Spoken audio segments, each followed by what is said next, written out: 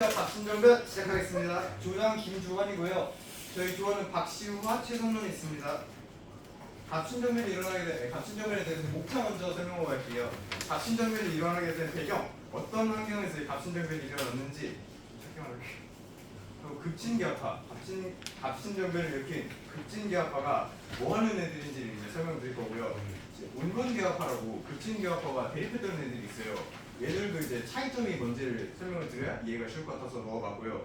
갑신정변이 어떻게 전개됐는지, 얘들이 어떤 흐름으로 사건이 일어났는지 이런 걸 설명드린 뒤 결과, 그 결과 무엇이 바뀌었는가, 조선에 어떤 변화가 있었는지, 또한 이 갑신정변의 무슨 의미가 있는지, 그리고 아쉬웠던 점 한 개까지 넣어봤습니다.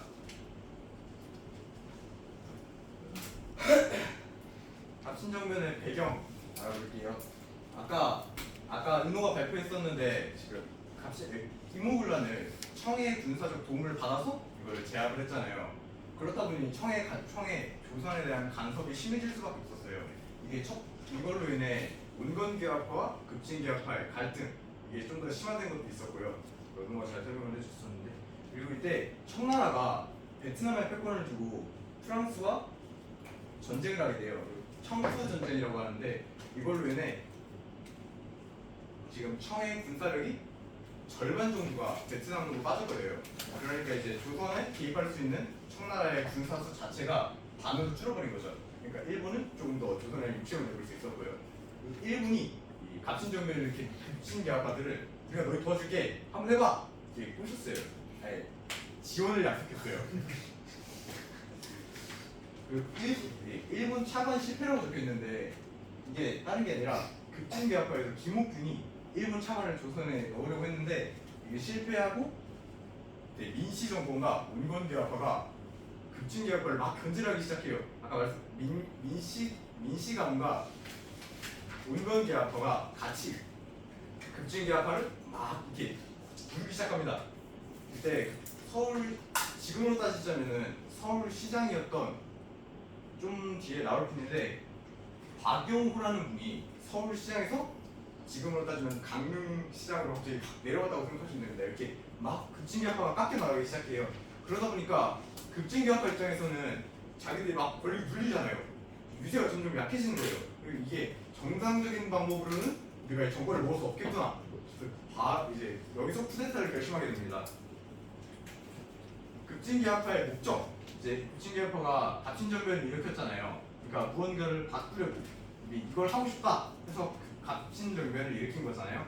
그러니까 그 목적이 일본의 메이지 유신을 궁극으로 삼아 우리도 여기처럼 근대화를 한번 해보겠다 해서 개혁을 일으키자는 게 첫 번째 목표고요. 문명개화론 기반의 개혁이라고 나와 있는데, 이 문명개화론이 서양이 이제 좀 더 발전이 됐었잖아요. 이때 그러니까 서양의 정신, 기술, 제도, 문화, 기술 다 반영하겠다, 조선에서 다 쓰겠다, 이런 게 문명개화론이고요.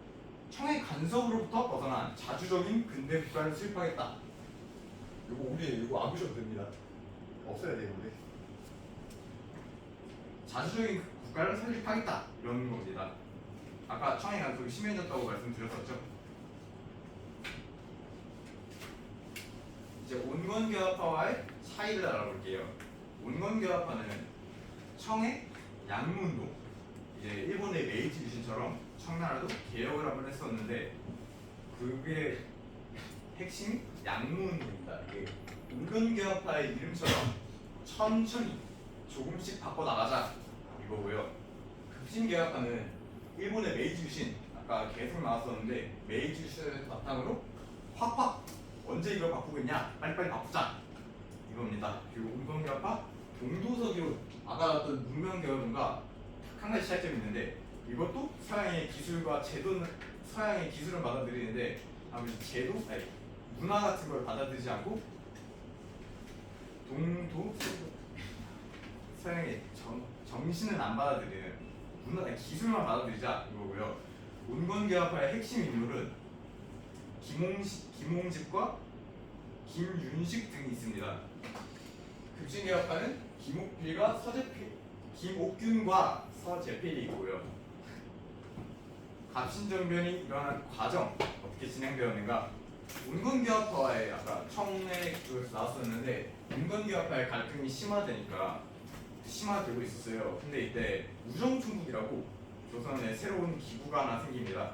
이게 근대식 우편 업무 담당 기구인데 이게 새로 기구를 만들었으니까 야, 신난다 축제 한번 하자. 그래서 축하면을 일으켰는데 급진기화파가 이때를 계기로 이때 화 엎어버리자. 그래서 정변을 일으킵니다. 갑신정변이고요.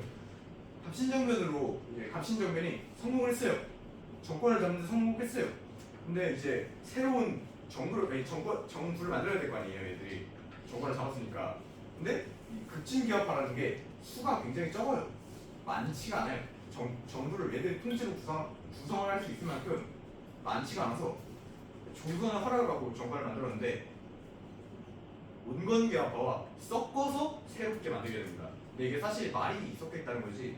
급진기화파가 상위 정권의 권력의 상위권을 먹고 이제 아랫부분 관직을 온건기화파에 주는 식으로 만들어졌습니다. 근데 이제 일본이 지금 도와준 정권이 성공을 했잖아요. 지금 권력을 잡았잖아요. 그러니까 일본이 좀 더 이제 조선에 대한 영향을 강해지려고 하니까 청나라가 와, 조선 우리 거였는데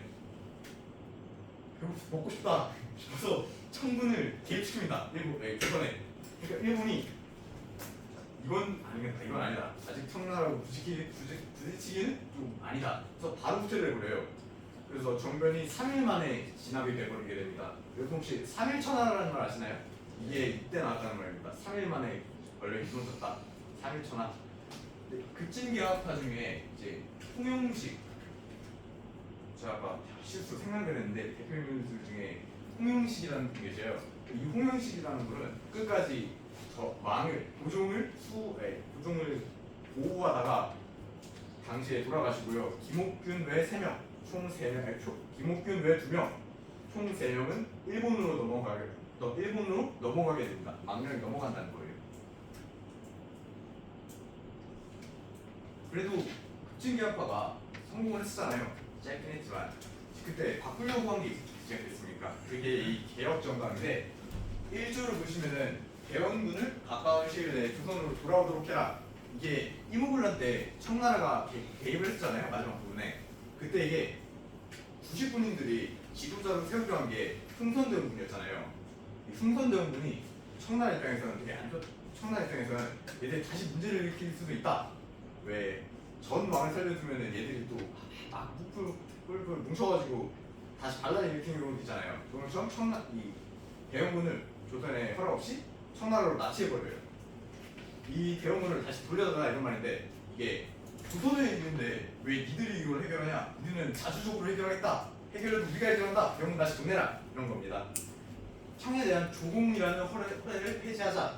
이제 조선시대에는 청나라에 계속 조공을 바쳤었잖아요. 이것도 이제 위에 거와 의미는 같습니다. 더 이상 이제 자주적으로 운영하겠다. 보고요. 문벌 폐지, 능력에 따른 관리 임명. 원래 기존의 이제 관리들은 특정 가문, 특정 층에서 계속 나왔었잖아요. 이거를 이제 더 이상 폐지하고 능력에 따라서 잘하는 애들을 쫙 뽑아서 이제 계속 나라를 굴려보겠다. 좀 더 능력주의로 가겠다. 그래서 이렇게 이해하시면 되고요. 국가 재정은 호주에서만 왜 모든 재무관점 폐지. 저희 얼마 전에 옛날에 배웠었는데 그 국가 기구 중에 6조 있었던 거 기억나시나요? 6조 중에 하나가 이 호주예요. 경제 부분을 담당하는 건데 얘들 말고도 당시 조선에서는 재무관청이 되게 많았어요. 근데 그러니까 세금을 한 번에 확 걷는 게 아니라 기구에서 필요할 때마다 여러 번씩 계속 걷는 거예요, 백성들한테. 그러니까 이 세금을 걷어서 어디다 쓰는지도 기록하기가 어렵고 백성 입장에서는 세금을 여러 번 내야 되는 거니까 힘들잖아요. 그래서 이거를 싹 다 없애버리고 호주 하나만 남겨두게 됩니다. 호주에서 모든 국가 지정을 호주에서 해라 다 넘겨버려요. 대신과 칭찬은 한문 안에 일정소에서 매일 회의 정사 결정. 말 되게 어렵죠. 이게 의회랑 되게 비슷해요. 저희 그 입헌군 주제 아마 중학교 때 배우셨을 텐데 거기에 의회라는 게 나와요. 그거랑 되게 비슷합니다. 이게 실제로 입헌군 주제를 모티브로 따라한 거, 입헌 군주제를 지향하게 되고요. 말이 좀 떨려요. 이해 좀 해주세요. 갑신정변의 결과, 이 갑신정변이 무엇을 조선에 남겼는가? 일본이 도와준 거잖아요. 갑신정변은 사실. 근데 일본이 우린 도와준 적이 없다. 다 너희가 한 거 아니냐? 책임을 다 넘겨버려요. 이거 그리고 이 청나라의 일본이 손해를 봤으니 이거 우리 배상해라. 이게 한성조약 체결입니다. 뒤쪽에서 조금 더 자세히 볼 거예요. 이후 청일 전쟁이 조선에 일어납니다. 근데 이게 텐진 조약으로 인해 텐진 조약이 빌미가 되어서 청일 전쟁이 일어나게 돼요. 그리고 청나라가 또 조선에 개입을 했잖아요. 지금 일본을 청나라가 몰아냈으니까 이걸로 인해 청에 조선에 대한 간섭이 더 강해집니다.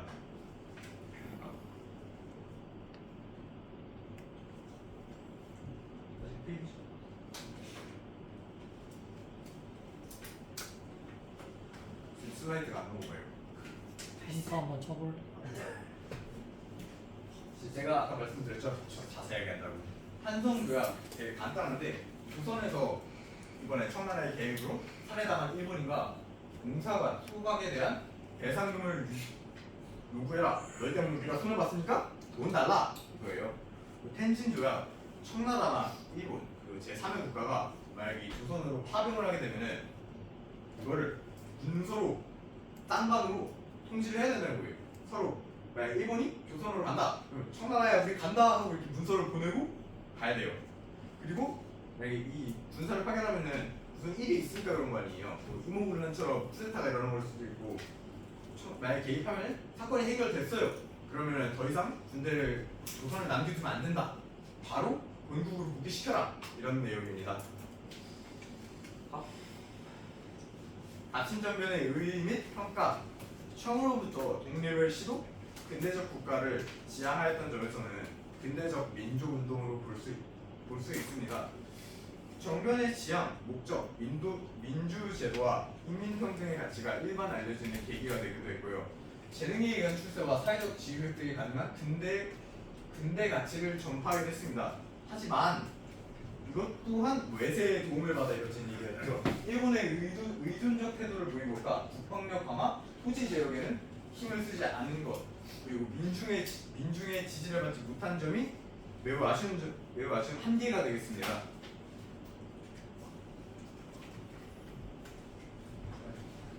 이상 3일천하 갑신정변이었습니다. 감사합니다.